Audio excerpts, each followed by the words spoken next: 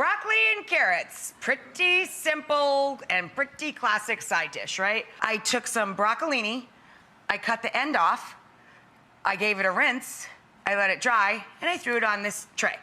Then I took a whole bunch of carrots. I got these cute little rainbow ones. Anyway, all I did was cut the carrots in half lengthwise. Done.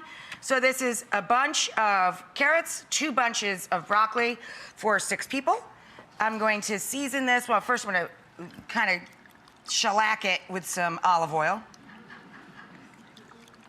Then a little salt and pepper.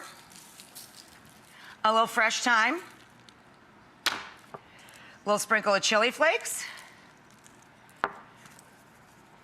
A little granulated garlic and onion because they're buddies and like to go everywhere together. A little lemon zest, and when it comes out of the oven, we'll hit it with some juice. That's it.